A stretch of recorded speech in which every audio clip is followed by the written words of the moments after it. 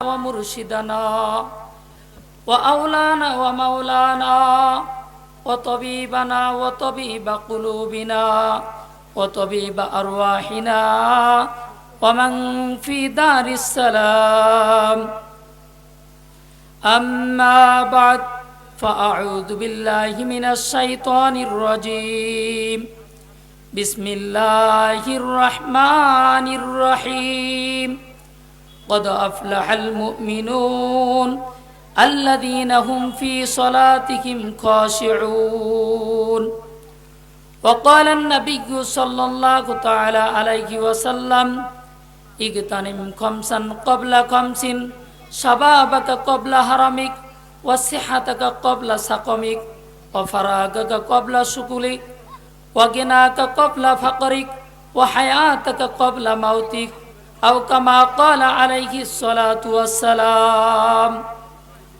সম্মানিত সদরে মোহতরম, বিভিন্ন গ্রাম অঞ্চল থেকে সমাগত আজিজ তলাবা, দিন দরদি মুসলমান ভাইরা, সর্বপ্রথম আল্লাহ পাকের দরবারে আলী শানে, যেই আল্লাহ তাআলা অত্যন্ত দয়া করে মায়া করে আমাদের হায়াতকে দীর্ঘায়িত করে আজকের এই মুহূর্ত পর্যন্ত সুস্থ সবল রেখে দুনিয়ার সমস্ত ঝামেলা থেকে মুক্ত করে রহমতি বরকতি জান্নাতের এই বাগানের নিচে সাম্প্রতিককালের শ্রেষ্ঠ মানুষ ওলামায়ে কেরামের সান্নিধ্যে পৃথিবীর সর্বশ্রেষ্ঠ গ্রন্থ কোরআনে কারিমের আলোচনায় আসা এবং বসার জন্য তৌফিক এনায়েত করেছেন, সেই মহিয়ান গরিয়ান আলিশান সর্বাজ্ঞ প্রজ্ঞাময়ের শুকরিয়া যাপন অর্থে অন্তরস্থল থেকে সম্পূর্ণটুকুন মায়া বিজড়িত কণ্ঠে একমাত্র আল্লাহকে রাজি আর খুশি করার লক্ষ্যে সমস্বরে জোর আওয়াজে বলে উঠি আলহামদুলিল্লাহ, এবং লাখো কোটি দরুদ ও সালাম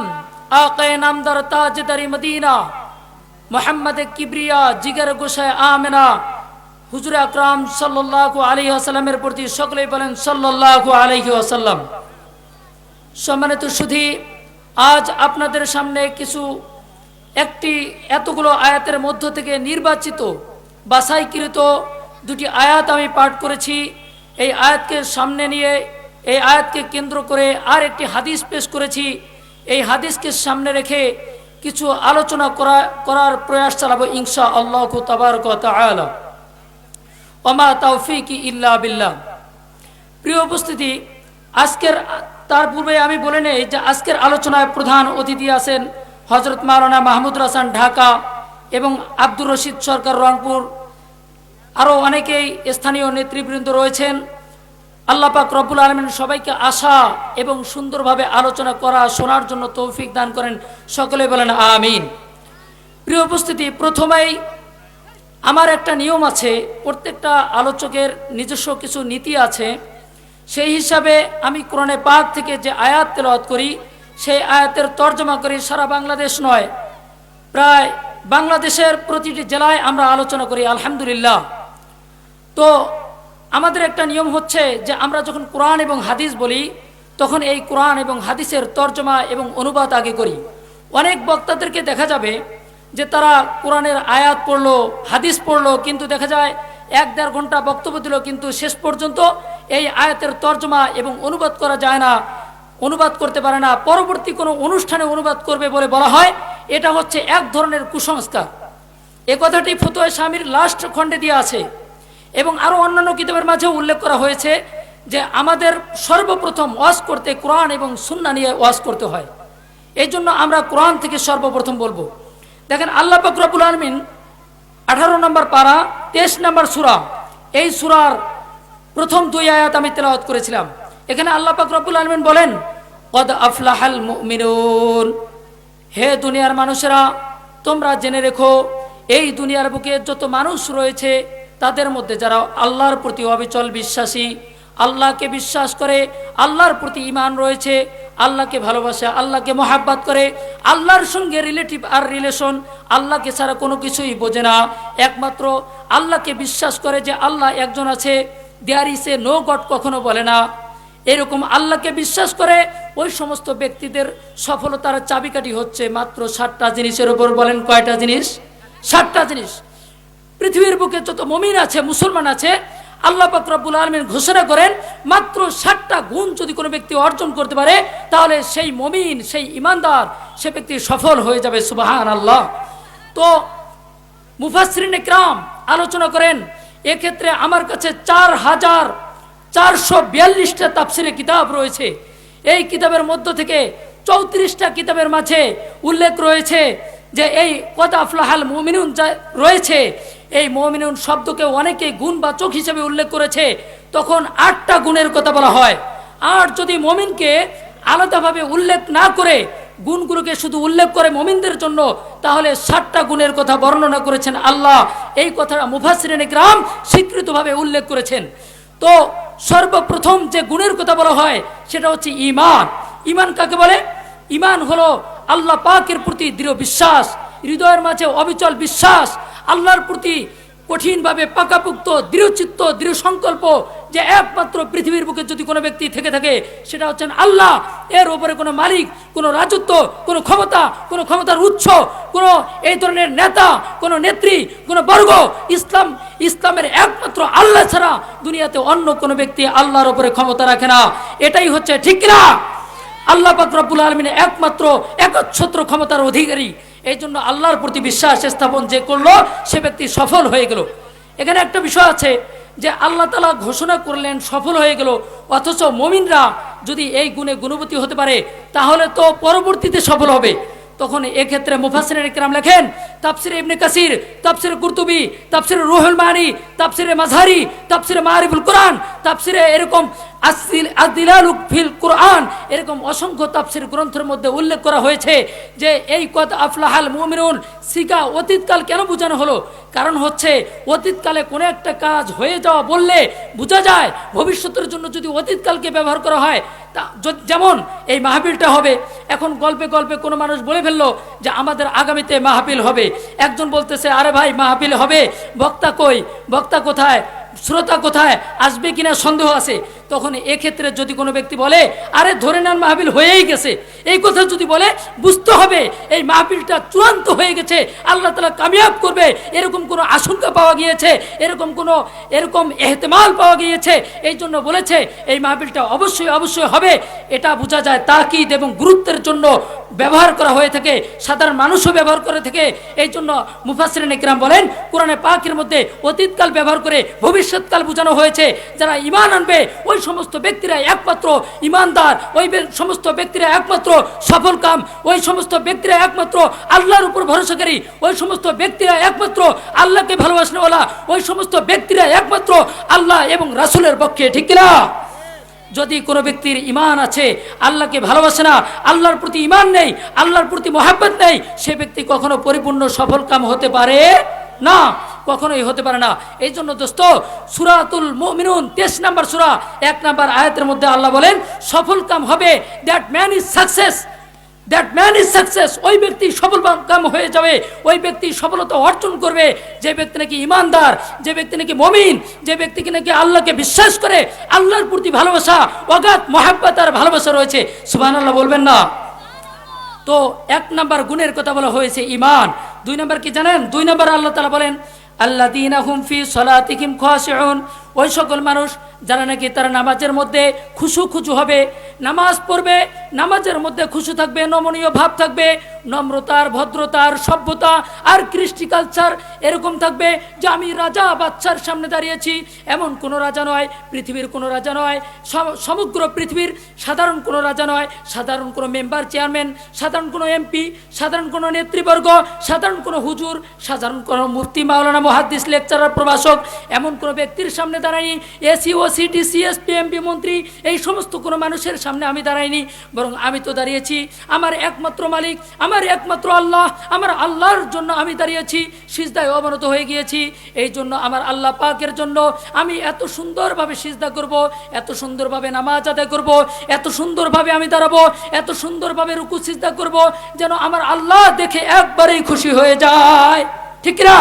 সুবহানাল্লাহ বলেন। আল্লাহ পাক রব্বুল আলামিন দেখেন কত খুশি হয়ে যাবে। 2 নম্বর গুণের কথা বলা হলো একজন মুমিনের যে সলাতিহিম খাশিউন, খাশিউন খুশু খুশু, সরাসরি কোরআন থেকে বলছি। অনেক মানুষেরা কিচ্ছা কাহিনী আর ঘটনা বলে, আমরা এগুলো পছন্দ করি না। সরাসরি কোরআন এবং সুন্নাহর বাংলাদেশ বর্তমান, ঠিক কিনা? এখন আমরা কোরআন এবং সুন্নাহ থেকে বলবো, গান বাজনার বাংলাদেশ শেষ, চিল্লা এখন, ঠিক কিনা? এই জন্য আমরা কোরআন এবং সুন্নাহ থেকে কথা বলবো। আসেন, আল্লাহ পাক 2 নম্বর গুণ বললেন, এবার 3 নম্বরে আসি।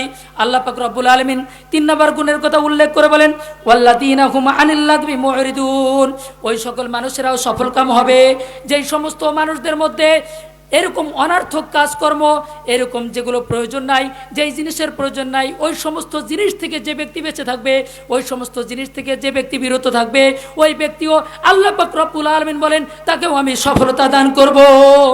সুবহানাল্লাহ, আল্লাহ তাকেও সফলতা দান করবেন যারা নাকি অনার্থক কাজ থেকে বিরত থাকবে। এরকমভাবে আরেকটি সফলতার কথা আল্লাহ উল্লেখ করেন, আরেকটি সিফাত উল্লেখ করেন।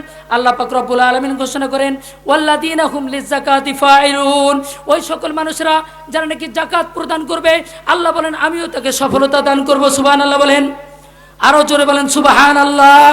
তাহলে যাকাত প্রদান করা দরকার। আরেকটি আলোচনা, আরেকটি কথা বলেন, ওয়াল্লাযীনা হুম লিফুরুজিহিম হাফিজুন, ওই সকল মানুষেরা যারা হেফাজত করবে তার লজ্জা স্থানকে। এরকম একটি হাদিসের মধ্যেও বলা হয়েছে, মাই ইয়াজমানুলি মা বাইনা লিহইয়াইহি ওয়া মা বাইনা ইয়াজমানাহু আদখালাহুল্লাহুল জান্নাহ। আল্লাহ পাক, আল্লাহর নবী, প্রিয় নবী, তিনি বলেন যদি কোনো ব্যক্তি এই 2 চোয়ালের মাঝখানে যে মুখ রয়েছে, জিহ্বা রয়েছে, কোনো ব্যক্তি যদি সংরক্ষণ করতে পারে, হেফাজত করতে পারে, আর যদি কোনো ব্যক্তি এই 2 রানের মাঝখানে যে লজ্জাস্থান রয়েছে, নারী হোক পুরুষ হোক সবার জন্য এই গুণগুলো যদি কোনো ব্যক্তি অর্জন করতে পারে আর এগুলোকে হেফাজত করতে পারে, আল্লাহ পাক রব্বুল আলামিন বলেন সে ব্যক্তিকেও আমি সফলতা দান করব। সে ব্যক্তিকেও সফলতা দান করবে আল্লাহ তাআলা। শুধু সফলতা নয়, লাস্ট 11 নম্বর আয়াতে কি বলেন জানেন? 7টা বা 8টা এই গুণের কথা আল্লাহ উল্লেখ করার পরে বলেন যে এই গুণগুলো যদি কোনো ব্যক্তির মাঝে থাকে, আমি তাকে জান্নাতের বাসিন্দা বানায় দেব। সুবহানাল্লাহ। বাড়িতে গিয়ে কালকে সুবহানাল্লাহ বলেন, কেমন? আমার ছোট ছোট ভাইরা এখানে আছেন, আপনারা সুবহানাল্লাহ আস্তে করে বলেন, কেমন? মাদ্রাসার ছাত্র মানুষ শুনবে তো, দেখিয়ে ইসলামকে চারিদিক থেকে হেউ প্রতিপন্ন, তুচ্ছ তাচ্ছিল্য আর ইসলামকে কোণঠাসা করবার জন্য, উলামায়ে কেরামকে কোণঠাসা করবার জন্য, উলামায়ে কেরামকে ষড়যন্ত্র করবার জন্য, উলামায়ে কেরামকে জেলে ধরে আবদ্ধ করে রেখেছে, জেল ধরছে। আমরা দুনিয়ার কাউকে ভয় করি না, আল্লাহর জন্য কথা বলি, আল্লাহর জন্য কথা বলবো, ঠিক কিনা? ইনশাআল্লাহ। আসেন এবার আরেকটি দেখেন, আরেকটি গুণের কথা আল্লাহ পাক রব্বুল আলামিন বলেন, হাফিজুন, লজ্জা স্থানকে হেফাজত করবে। এখানে আরো 2টির কথা বলেন, লজ্জা স্থান হেফাজত করবে, কিন্তু 2 জায়গায় নয়। একটা হচ্ছে দাসী, একটা হচ্ছে দাসী, আরেকটা হচ্ছে স্ত্রী। এদের ক্ষেত্রে লজ্জা স্থানকে হেফাজত করতে হবে না। আমার মুরব্বিয়ানে কেরাম এখানে রয়েছে, এনারা জানেন। স্ত্রীর বিষয়ে আমি ব্যাখ্যা করতে চাই না, আমি মূল আলোচনায় যাব, শুধু গুণগুলো বলি। দেখেন, তারপরে আল্লাহ পাক রব্বুল আলামিন আরো উল্লেখ করেন,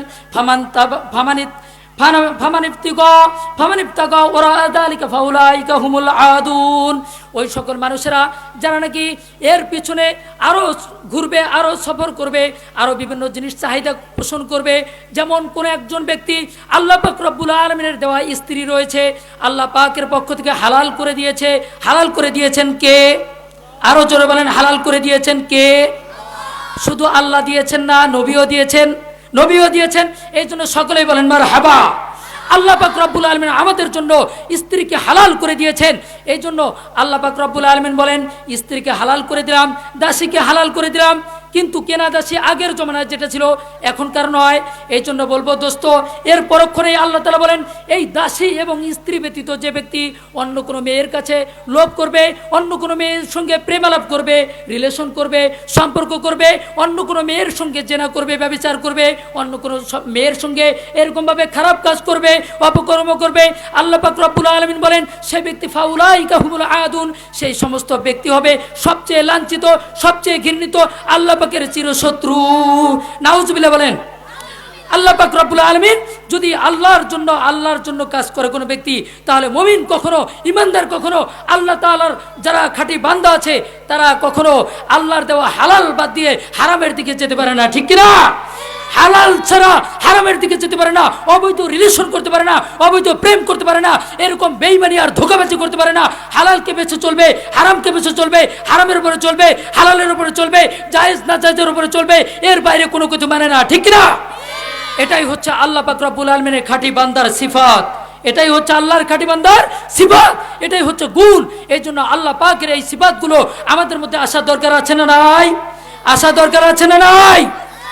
আল্লাহ পাক সবাইকে যেন আসার এবং এই সমস্ত সিফতে গুণবতী হওয়ার তৌফিক দান করেন, সকলে বলেন আমিন। আরেকটি আয়াতের মধ্যে আল্লাহ তাআলা বলেন, আরেকটি কথা বলেন, ওয়াল্লাযীনা হুম লিআমানাতিহিম ওয়া আহদিহিম রাউন, ওই সকল মানুষেরা যারা আমানত রক্ষা করবে। আমানত, আমার বড় বড় এরকম আমার স্যার রয়েছে, হেডমাস্টার এবং মুরব্বী রয়েছে, আমার মিডিয়ার কর্মী ভাইরা আছে, এই সকল মানুষেরা বুঝবে আমানত কি জিনিস। একটা মানুষকে আমি যদি এই মোবাইলটা যদি আমি দিয়ে দেই যে কিছুক্ষণের জন্য আপনি রাখেন, আমি পীরগঞ্জ বাজার থেকে আসি অথবা আমি এই বাজার থেকে খালাসপীর থেকে আসি, তারপরে সে আমানতে এই জিনিসটাকে যেভাবে দিয়েছে সেভাবেই রাখবে, কোনো ব্যবহারও করবে না, কোনো কাজও করবে না। আপনাকে 10,000 টাকা দেওয়া হলো, এই টাকা যেভাবে দিয়েছে সেভাবেই রাখবে, কোনো নষ্ট করবে না, এটা কোনো পরিবর্তনও করবে না। এর নাম হচ্ছে আমানত, ঠিক কিনা? এর নাম হচ্ছে আমানত। এই আমানত যদি কোনো ব্যক্তি রক্ষা করে, আল্লাহ পাক রব্বুল আলামিন বলে ওই ব্যক্তি চিরদিনের জন্য সফল হয়ে গেল, ওই ব্যক্তি চিরদিনের জন্য সফল হয়ে গেল। সুবহানাল্লাহ আসতে বলেন আপনারা কেমন? একটা কাজ করেন, কালকে আজকে যেহেতু আমরা বলতেছি রাতের বেলা শুয়ে থাকবেন, কালকে সকালবেলা নাস্তা টাস্তা খাবেন, খাওয়ার পরে মনে করবেন যে হুজুর আমাদেরকে সুবহানাল্লাহ বলতে বলছিল, এখন সুবহানাল্লাহ বলি, কেমন? আরে জোরে বলেন সুবহানাল্লাহ। সুবহানাল্লাহর আওয়াজ তো এমন হতে হবে, কাফের বেঈমান মুনাফিক সম্প্রদায় ইসলামের বিরুদ্ধে, কোরআনের বিরুদ্ধে এবং এই সমস্ত ইসলামী দল যেগুলো আছে এগুলোর বিরুদ্ধে যারা আছে, অপশক্তি যারা আছে, তাদের শরীরে ঘা আঘাত লাগবে, এমনভাবে প্রত্যাঘাত করবে যে তার জীবন দিয়ে হলেও সে চেষ্টা করবে সেটাকে আটকানোর জন্য, কিন্তু পারবে না, সর্বশেষ পর্যন্ত সে পালানোর জায়গা পাবে না। ঠিক কিনা? এটা হচ্ছে সুবহানাল্লাহ, এটা হচ্ছে আলহামদুলিল্লাহ, এটা হচ্ছে আল্লাহু আকবার, লিল্লাহি তাকবীর, লিল্লাহি তাকবীর। আল্লাহ পাক রব্বুল আলামিন আমানতের কথা বললেন, আর একটা কথা বললেন আল্লাহ, সঙ্গে সঙ্গে কোনো ব্যক্তি যদি দুনিয়াতে ওয়াদা করে, প্রতিশ্রুতি দেয়, প্রমিস করে, প্রমিস, কোনো একজন ব্যক্তি বলল দোস্ত তুমি যা বলেছো তাই মানবো, তাই শুনবো, তাহলে সঙ্গে সঙ্গে ওই ব্যক্তির উপরে প্রমিস করা, প্রমিসটা আমল করা, পালন করা ওয়াজিব হয়ে যায়। এই জন্য আমানত রক্ষা করতে হবে, আবার প্রতিশ্রুতিও রক্ষা করতে হবে। আবার আল্লাহ পাক রব্বুল আলামিন আরেকটি আয়াতের মধ্যে বলেন, ওয়াল্লাযীনা হুম আলা সলাতিহিম ইউহাফিজুন, ওই সকল মানুষেরা যারা নাকি এরকম তাদের নামাজকে হেফাজত করবে, নামাজের প্রতি যত্নশীল হবে। এর আগের আয়াতে বলা হয়েছে, 2 নম্বর আয়াতের মধ্যে আল্লাহ পাক রব্বুল আলামিন বলেছেন নামাজের মধ্যে খুশু খুশু নমনীয় হওয়া, আর এখন আল্লাহ তাআলা ঘোষণা করে দিলেন যে নামাজের প্রতি হেফাজত করা, যত্নশীল হওয়া, টাইম টু টাইম নামাজ পড়া, সময় মতো নামাজ আদায় করতে পারা, এর নাম হচ্ছে একটা গুণ, মুমিনের গুণ থাকবে। এই গুণ যদি কোনো ব্যক্তির মাঝে থাকে, সে ব্যক্তিও চিরদিনের জন্য সফল হয়ে যাবে। সুবহানাল্লাহ। তো আল্লাহ পাক রব্বুল আলামিন আরও কোরআনে পাকের মধ্যে বলেন, এই সমস্ত গুণ যদি কোনো ব্যক্তির মাঝে থাকে তাহলে তারা কি হবে জানেন? উলাইকা হুমুল ওয়ারিসুন, ওই সকল মানুষেরা ওয়ারিস হয়ে যাবে। কিসের? আল্লাহ পাক রব্বুল আলামিন বলেন জান্নাতের ওয়ারিস হয়ে যাবে, জান্নাতের, তারা জান্নাতের মালিক হয়ে যাবে। এই 7টা 8টা গুণ যদি কারোর মধ্যে থাকে, কেউ বলেন 7টা, কেউ বলেন 8টা, ইমানকে কেউ গুণ হিসেবে বর্ণনা করেছে আর ইমানকে কেউ গুণ হিসেবে বর্ণনা করে নাই। তাফসীরে মাঝারি খুলেন এই সমস্ত আলোচনাগুলো সুন্দরভাবে করেছে।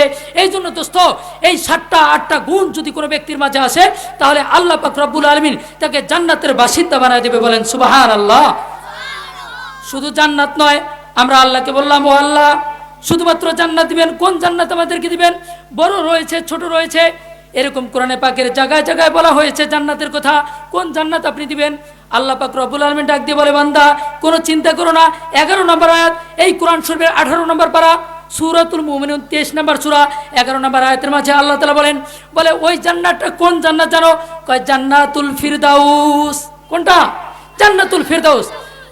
আল্লাহ পাক রব্বুল আলামিনের যদি এই 8টা বা 7টা যদি গুণে অর্জন করতে পারে, কোনো ব্যক্তি গুণবতী হতে পারে, তাহলে আল্লাহর ঘোষণা, সে ব্যক্তিকে আল্লাহ তাআলা জান্নাতুল ফেরদৌস দান করবে। সুবহানাল্লাহ। আল্লাহ পাক যেন আমাদের সবাইকে এই জান্নাতের বাসিন্দা হিসেবে কবুল করেন, সকলে বলেন আমিন। এবার আসেন, আমি 2 নম্বর আয়াতের তাফসীর করব। এই সূরাতুল মুমিনুনের 2 নম্বর আয়াত, এখানে আল্লাহ তাআলা বলছেন ওয়াল্লাযীনা হুম আনিল লাগবি মুরিদুন, ওই সকল মানুষেরা, যেই সমস্ত মানুষেরা অনর্থক কাজ থেকে বিরত থাকবে, অনর্থক কাজ থেকে যারা বিরত থাকবে তারাও সফল হয়ে যাবে, তারাও জান্নাতের বাসিন্দা হিসেবে আল্লাহর দরবারে কবুল হয়ে যাবে। তো অনর্থক আসলে কাজ কি দেখেন, এই আয়াত এর ব্যাখ্যা স্বরূপ আবার যদি আমপারার মধ্যে চলে যান, আমপারার মধ্যে গিয়ে একটা ছোট্ট সূরা আছে, নাম হলো আসর সূরা আসর। ওয়াল আসরি ইন্নাল ইনসানা লাফি খুসর। আল্লাহ পাক রব্বুল আলামিন বলেন আসরের সময়ের কসম করে বলছি, আল্লাহ বলেন আসরের সময়ের কসম করে বলছি, ওয়াল আসরি ইন্নাল ইনসানা লাফি খুসর।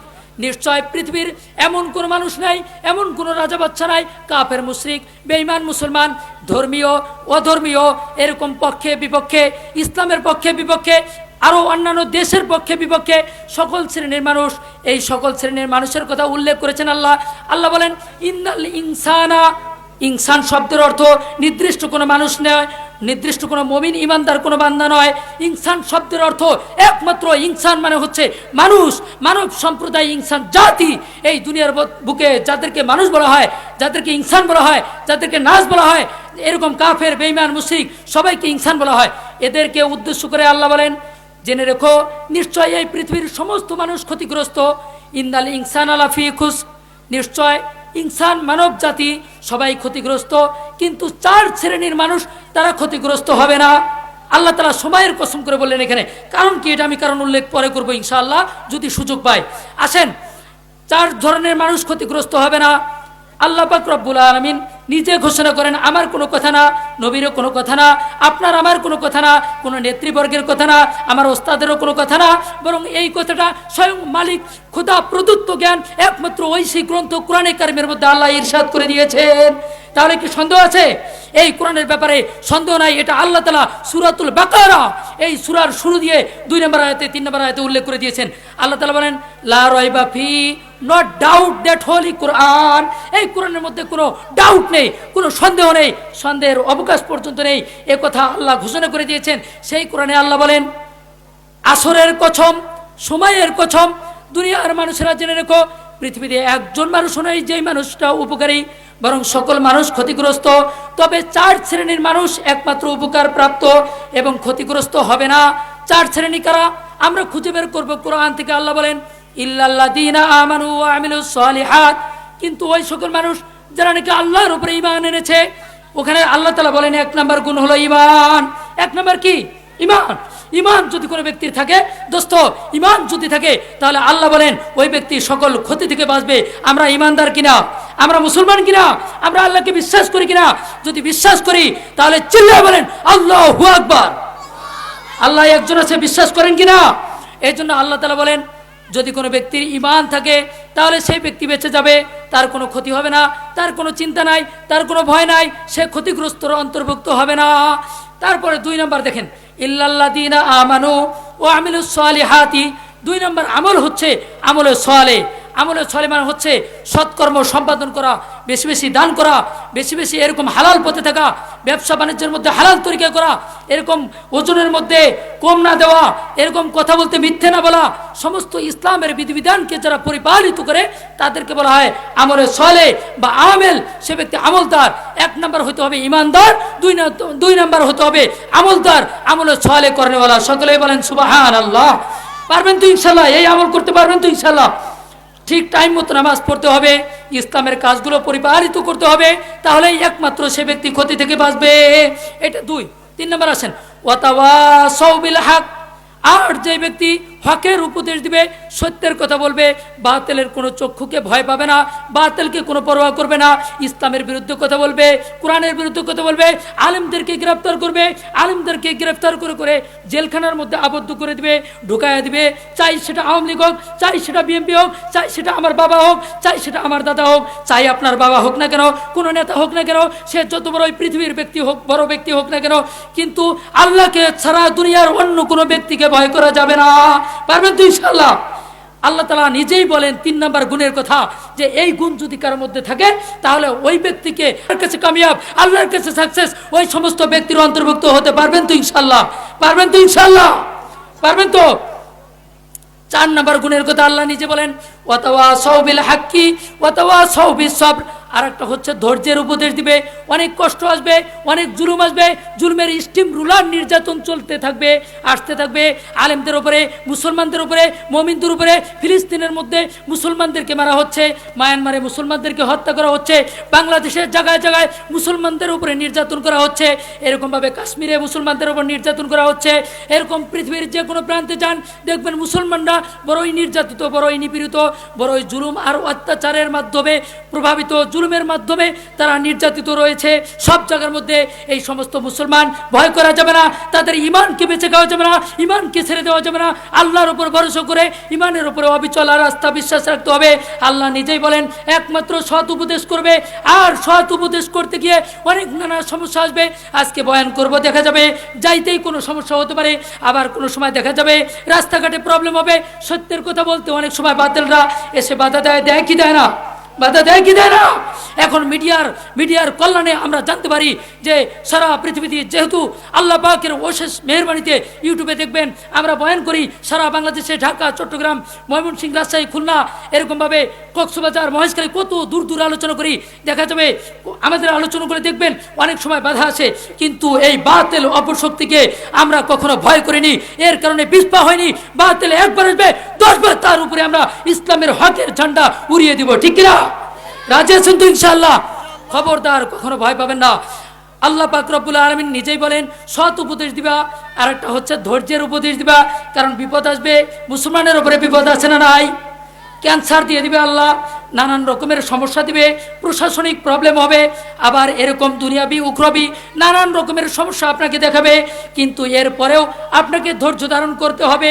আল্লাহ পাক মুসিবত দিবেন, আপনার সন্তানকে কেড়ে নেবেন, আপনার স্ত্রীকে কেড়ে নেবেন, অথবা আপনার পিতাকে কেড়ে নেবে। আল্লাহ তাআলা সময়ে সময়ে কষ্ট ক্লেশ দিবে, আপনাকে পরীক্ষা করবে। আর যদি পরীক্ষা না হয় তাহলে দুনিয়াটা কখনো পরীক্ষার বস্তু হতে পারে না। ঠিক না? পরীক্ষার বস্তু, পরীক্ষার হলের মধ্যে যদি আপনি যান তাহলে আপনি পক্ষে বিপক্ষে সঠিক ভুল সব লিখতে পারবেন। যদি এরকমভাবে আপনাকে সুযোগ নাই দেওয়া হয় তাহলে পরীক্ষা হলো কেমনে? দুনিয়াটা হলো পরীক্ষার জায়গা। আমি বলছি না, আমার নবী, প্রিয় নবী, আকায়ে নামদার তাজদারে মদিনা, কলিজার টুকরা প্রিয় নবী, তিনি নিজেই বলেন আর দুনিয়া সিজনুল মুমিন, দুনিয়াটা হচ্ছে মুমিনদের জন্য কয়েদখানা, জেলখানা। দুনিয়াটা জেলখানা, আর দুনিয়া সিজনুল মুমিনি ওয়া জান্নাতুল কাফির, আর কাফের সম্প্রদায় যারা আছে তাদের জন্য এটা জান্নাত। কেন? দেখেন কাফের সম্প্রদায়, ওদের জন্য কি সুদ ঘুষ কোনো কিছু নিষেধ আছে? কোনো কি হারাম আছে? নাই। এই জন্য তারা সব কিছু করতে পারে, চলতে পারে, মন মতো চাইতে পারে, চলতে পারে, ইচ্ছা মতো দুনিয়ার মধ্যে জীবন যাপন করতে পারে। কিন্তু একজন মুমিন মুসলমান দোস্ত কখনো ইচ্ছা মতো চলতে পারে না। আল্লাহ পাক যেভাবে বলে, রাসূল যেভাবে বলে, কোরআন এবং হাদিস যেভাবে বলে, সেইভাবেই আমাদের মুসলমানদেরকে চলতে হয়। এই জন্য মুসলমানরা আবদ্ধ, মুসলমানদের কোনো স্বাধীনতা নেই। আল্লাহর নবী নিজেই বলেন আর দুনিয়া সিজনুল মুমিন, এই দুনিয়াটা হচ্ছে মুমিনদের জন্য জান্নাত স্বরূপ। আর দুনিয়া সিজনুল মুমিন ওয়া জান্নাতুল কাফির, আর কাফেরদের জন্য হচ্ছে জান্নাত। এই জন্য দোস্ত কষ্ট আসবে, দুঃখ আসবে, এগুলোকে সহ্য করতে হবে। নবী বলেছেন, আর আল্লাহ পাক রব্বুল আলামিন সূরাতুল আসরের মধ্যে শেষ আয়াতের মধ্যে উল্লেখ করেন যে ধৈর্যের উপদেশ দিবে, মানুষদেরকে ধৈর্য ধারণ করতে বলবে। এই জন্য আপনারা ধৈর্য ধারণ করতে পারবেন তো ইনশাআল্লাহ? বিপদ আসবে, ধৈর্য ধারণ করতে পারবেন তো ইনশাআল্লাহ? নাকি পারবেন না? কে কে পারবেন হাত উঠায় দেখান। ধৈর্য ধারণ করবে ইনশাআল্লাহ। আল্লাহ তাআলা যেন সবাইকে কবুল করেন, সকলে বলেন আমিন। এবার আসেন, অনর্থক কাজ নিয়ে আমি আলোচনা করব। সূরাতুল মুমিনের 2 নম্বর আয়াত। 2 নম্বর আয়াতের মধ্যে আল্লাহ পাক ঘোষণা করেছিলেন যে ব্যক্তি অনর্থক কাজ থেকে বিরত থাকবে ওই সমস্ত ব্যক্তিও সফল, চির সফল, ওই ব্যক্তি সাকসেস হবে। আল্লাহ তাকে জান্নাতুল ফেরদাউসের মালিক বানায় দিবে। এই ঘোষণা কোরআনে কারিমে করছে কি করছে না? করছে কি করছে না? কোরআনে পাকের মধ্যে ইরশাদ করে দিয়েছেন। এখন আসেন, এই অনর্থক কাজগুলো যেমন কি কি? অনর্থক কাজ যেমন নাকি অনর্থক কাজ,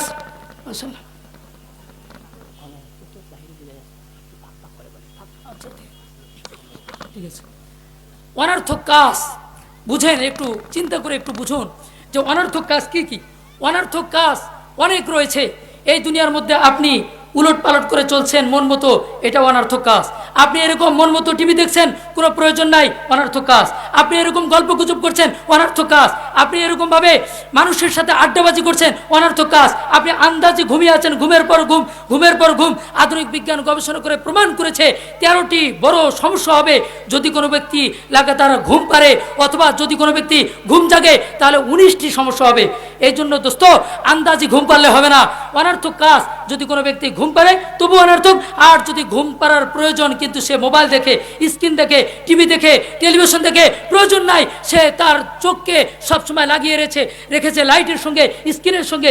ভারতের এক ল্যাব সেটা প্রমাণ করেছে, যদি কোনো ব্যক্তি এরকমভাবে মোবাইলকে সারা রাত ফেসবুক চালায়, সারা রাত ইউটিউব চালায়, সারা রাত ইন্টারনেট চালায়, সারা রাত এরকম মোবাইল দেখে, সারা রাত এরকম ল্যাপটপ চালায়, সবসময় দেখে আছে খেলাধুলার দিকে আসে না নাই? বর্তমান সবচেয়ে বড় ভাইরাস হলো খেলাধুলা। যাই হোক, একটু আসি, আমি শুরু থেকেই আসি, যদি সময় হয় আমি আলোচনা করবো ইনশাল্লাহ। দেখেন, এইভাবে যদি স্ক্রিনের সঙ্গে ওয়াল টাইম আপনি তাকিয়ে থাকেন, ওয়াল টাইম দেখে থাকেন, তাহলে বর্তমান আধুনিক বিজ্ঞান গবেষণা করে প্রমাণ করেছে ওই ব্যক্তির ক্যান্সার হয়ে যেতে পারে, নাউজুবিল্লাহ। তাহলে বলেন, আপনি তো নিজেকে ধ্বংস করে দিচ্ছেন। আমি বলছি না, ভারতের ল্যাব আধুনিক বিজ্ঞানে গবেষণা করেছে। আধুনিক বিজ্ঞানের উপরে বাংলাদেশের জায়জানদিন পত্রিকা এখানে প্রকাশ করে দিয়েছে, বাংলাদেশের প্রথম আলো পত্রিকা তারা প্রকাশ করেছে, নয়া দিগন্ত পত্রিকা আমাদের পরিচিত, আমাদের মহাব্বতের পত্রিকা, আমি সেখানে অনেক লেখা দিয়েছি, আমার লেখা প্রকাশ করে দৈনিক ইনকিলাব পত্রিকা, এগুলো এই সমস্ত পত্রিকার মধ্যে তারা রিপোর্ট পেশ করেছে। যদি কোনো ব্যক্তি এরকম রাত জাগে, স্ক্রিন দেখে, মোবাইল দেখে, টিভি দেখে, সারা রাত 2টা নয় 3টা নয়, সারা রাত জেগে টিভি দেখছে, মোবাইল দেখছে, খেলাধুলা করছে, ও দোস্ত, মনে রেখো, তোমার জীবনকে তুমি ধ্বংস করে দিলা। তোমার ক্যান্সার হবে, তোমার ফুসফুসে প্রবলেম হবে, তোমার শারীরিক অবকাঠামো নষ্ট হয়ে যাবে, তোমার দেহটা পর্যন্ত বিনষ্ট হবে। আর কি থাকবে? আর থাকবে না কি দোস্ত? এই জন্য বলবো, খবরদার, রাত জাগা যাবে না। পারবেন তো ইনশাল্লাহ? রাত জাগা যাবে না। আল্লাহ তাআলা আমপারার মধ্যে প্রথম নাম্বার 29 নম্বর পারা, প্রথম নাম্বার সূরা, এই সূরার মধ্যে নাবা সূরা, এখানে আল্লাহ তাআলা বলেন, ঘুম যেটা আছে এই ঘুমটাকে মুসলমানদের আরামের জন্য দেওয়া হয়েছে, আরামের জন্য দেওয়া হয়েছে, শান্তির জন্য দেওয়া হয়েছে।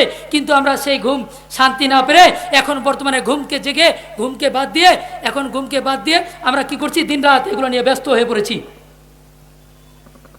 আচ্ছা, তাহলে এই যে 19টা মারাত্মক রকমের রোগ আপনাকে আক্রমণ করবে, এই রোগগুলো থেকে বাঁচার দরকার আছে না নাই? যদি সারা রাত মোবাইল টিভি এরকম টেলিভিশন দেখি, তাহলে এটা বাঁচা সম্ভব না দোস্ত, অনর্থক কাজ।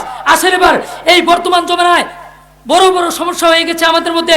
এই যে খেলাধুলা বর্তমানে আছে, এই খেলাটা হলো 5 প্রকার। কয় প্রকার? 5 প্রকার। বর্তমানে যেহেতু প্রচলিত, এই জন্য প্রেক্ষাপট অনুযায়ী আমি 2-4টা কথা বলতে চাই, কিন্তু সময় কম আমাদের।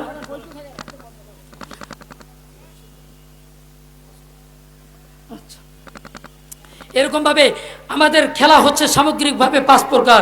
এক নম্বর খেলা হচ্ছে ফরজ লীলা। 1 নম্বর খেলা হচ্ছে হারাম লি আইনিহি, অর্থাৎ আইনিগতভাবে হারাম, এরকম কিছু খেলাধুলা রয়েছে। যেমন নাকি এই খেলার মধ্যে থেকে 1 নম্বর প্রকার হচ্ছে রেসলিং খেলা। এরকম মোরগের সঙ্গে লড়াই দেয় কিনা? ইন্টারনেট ইউটিউবে যদি সার্চ করেন পেয়ে যাবেন। সারের সাথে সার লড়াই করে কিনা, এরকম খেলাধুলা দেয়। এই সমস্ত খেলাগুলো হারাম। এই সমস্ত খেলা হালাল করার কোনো পদ্ধতি নেই, কারণ এক পক্ষকে হটানো হচ্ছে, এক পক্ষকে কষ্ট দেওয়া হচ্ছে, আর একটা হচ্ছে প্রাণীকে কষ্ট দেওয়া হচ্ছে। এই জন্য আল্লাহর নবীর বক্তব্য অনুযায়ী, ইসলাম এবং শরীয়তের বক্তব্য অনুযায়ী এটা হারাম, এটা নাজায়েজ, এটা কবিরা গুনাহ। এই সমস্ত খেলা থেকে বাঁচতে পারবেন তো ইনশাআল্লাহ? এটা এক।